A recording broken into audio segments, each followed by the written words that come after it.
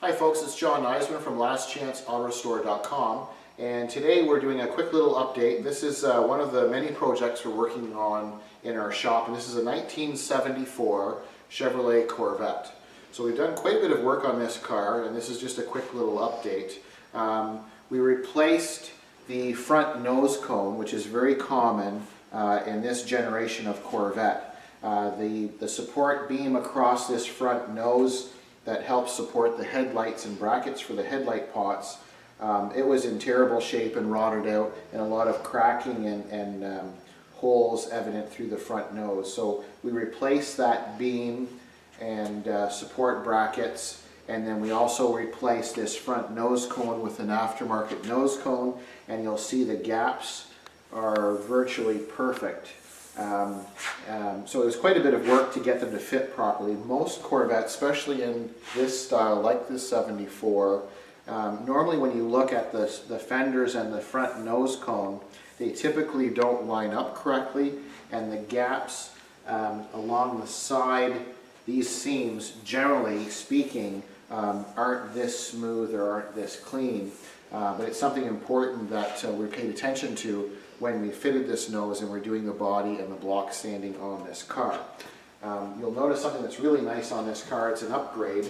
This 74 Corvette was a small block, or still is a small block, 305 V8. But our client saw in one of our other builds where we replaced the short small block hood with a big block hood. So for appearance, it's much more dramatic looking and quite a bit sharper looking, in my opinion, to have the big block hood. So we've got the top louvered part, and you can see the scoop and the build-in here, and it's a little bit taller at the back. Now, this serves a purpose not only for appearance, but we've totally rebuilt the engine in this car, and we have a high rise or a higher intake and a larger carburetor and a different air cleaning system.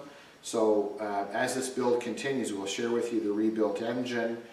So we did require a little more height underneath the hood because of the increased horsepower of the motor, the intake, the carburetor setup. So this is a dual purpose. Not only does it make it look more attractive, but it also serves a purpose, giving us more room.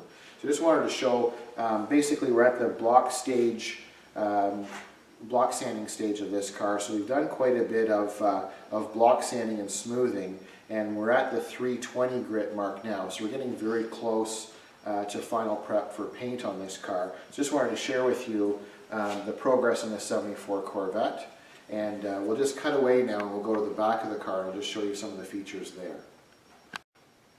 Okay, so now we're at the back of this 74 Chevrolet Corvette, and we did quite a bit of work on the back too. So this body had probably anywhere from 7 to 9 layers of additional paint on it. So we spent a lot of time sanding all the different layers and old lacquer paint off down to the original gel coat before we started to apply high build primer and block sand.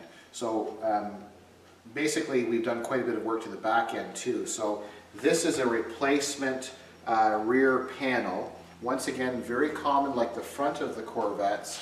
These back panels, they tended not to have a lot of UV protection in the poly style rear panel. So in this one, you can see on our website when we update the photos, this had literally chunks and large cracks because they turn really brittle.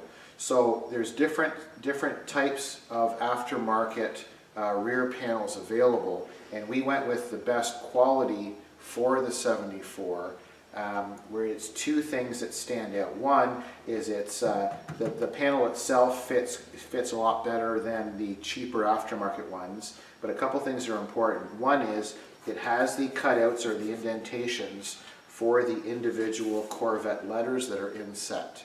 There is a company out there that makes these back panels that you just literally stick the letters on and it's flush.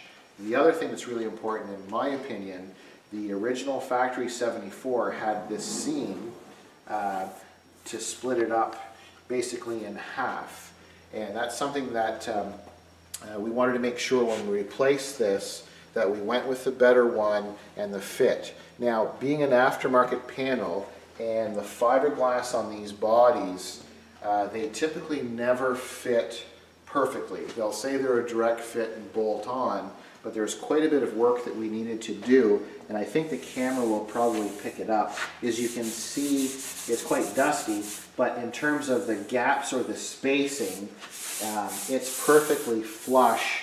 And if you look at the thickness of this seam, as you follow it down here and along the lower quarter, everything lines up perfectly. So other than this seam, it looks like this is all as one. So my hand or fingers aren't catching any grooves in terms of height difference between the body and this back panel. So that's really important for us as we're continually doing the block sanding, getting it closer to the paint stage. We want to make sure as we're block sanding it out that these seams stay perfect and the gaps look correct, because once this is painted the special silver metallic paint, we want it to make it look like a brand new 74 Corvette. So just a brief update. So this is the 1974 Chevrolet Corvette, and I'm John from lastchanceautorestore.com.